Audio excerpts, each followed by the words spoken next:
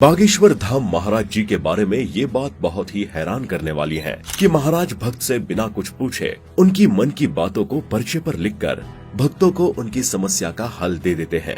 लेकिन सोचने वाली बात ये है कि आखिर बागेश्वर महाराज बिना भक्तों से पूछे उनकी मन की बात पर्ची पर कैसे लिख देते हैं। क्या उनकी इस शक्ति के पीछे कोई झोल तो नहीं है? अगर आपने इससे पहले बागेश्वर धाम महाराज के बारे में नहीं सुना है तो फिर आपने अपनी जिंदगी में क्या सुना है। बागेश्वर धाम वाले महाराज का असली नाम धीरेन्द्र कृष्ण शास्त्री है और इतनी कम उम्र में इनके पास कई ऐसी दिव्य शक्तियां हैं जो किसी को भी चौंका देने पे मजबूर कर देती है। इन्होंने अभी तक हजारों लोगों की समस्याओं के हल बताए हैं और अगर ये गलत हल बताते तो यकीनन अभी तक इनका भांडा फूट चुका होता, लेकिन ऐसा कुछ भी नहीं हुआ और ये इसका प्रमाण है कि बागेश्वर महाराज जी के पास सच में दिव्य शक्तियां हैं। सनातन संस्कृति और न जाने कितने तीर्थों की धरती है हमारी भारत और उन्हीं तीर्थों में से एक है मध्य प्रदेश के जिला छतरपुर में मौजूद बागेश्वर धाम।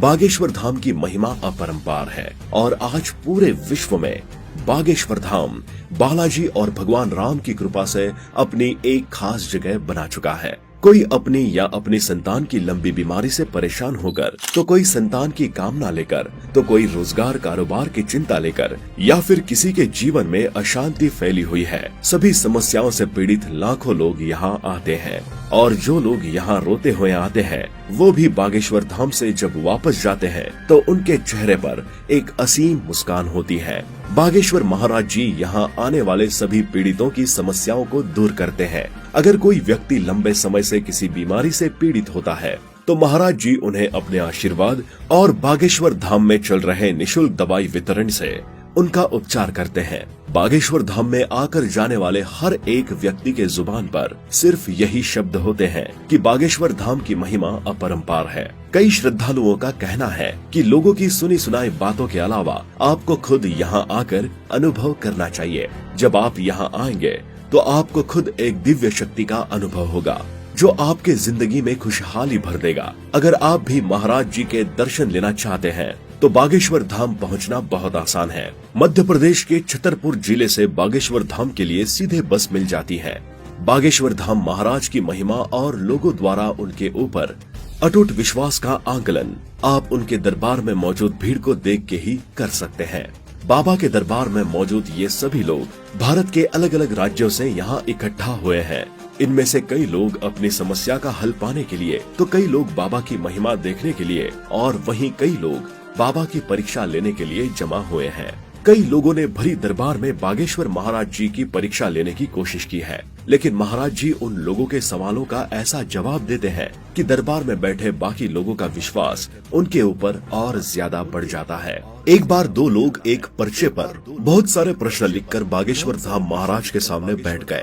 उन दोनों के मन में सिर्फ ये चल रहा था कि देखते हैं महाराज हमारे पर्चे में लिखे सवालों के जवाब कैसे दे पाते हैं। लेकिन बागेश्वर महाराज जी ने अपनी दिव्य शक्तियों से पहले ही उनकी मन की बात पढ़ ली और भरे दरबार में महाराज जी ने उन दोनों से कह दिया कि जरूर तुम अपने साथ एक पर्चा लाए हो और उस पर्चे में लिखे सवालों से तुम मेरी परीक्षा लोगे। महाराज जी ने हमेशा की तरह एक पर्चा लिखा और उस पर्चे में सामने बैठे दोनों लोगों के वो सवाल लिखे थे जो वो बागेश्वर महाराज जी से पूछने वाले थे। इसके बाद महाराज जी ने बोला कि बागेश्वर महाराज जी की परीक्षा नहीं लेते, कान पकड़कर माफी मांगो और तुम्हारे ऊपर हमारा आशीर्वाद रहेगा। बागेश्वर महाराज जी मदद मांगने आए श्रद्धालु की समस्या और उनकी मन की बातें पहले ही एक पर्चे पर लिख देते हैं और पर्चे में लिखी हर एक बात बिल्कुल सही होती है। बागेश्वर महाराज जी अपनी दिव्य शक्तियों की मदद से बिना श्रद्धालुओं से पूछे उनकी मन की बातें और उनकी समस्या पर्ची पर लिख देते हैं।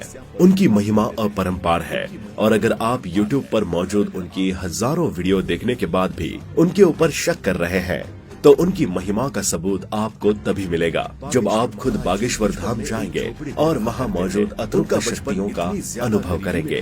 कुछ समय पहले बागेश्वर महाराज जी मॉरिशस देश में सनातन धर्म का प्रसार प्रचार करने के लिए पहुंचे थे। वहां पर मॉरिशस के राष्ट्रपति और प्रधानमंत्री जी से महाराज जी की मुलाकात हुई और उनसे बातचीत हुई।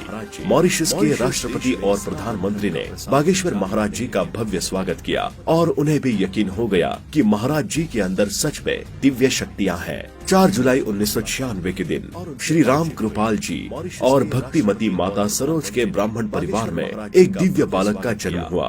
उन्होंने उस बालक का नाम धीरेन्द्र कृष्ण शास्त्री रखा, जिसे आज पूरी दुनिया बागेश्वर महाराज जी कहकर पुकारते हैं। बागेश्वर महाराज जी बचपन में एक झोपड़ी में रहा करते थे।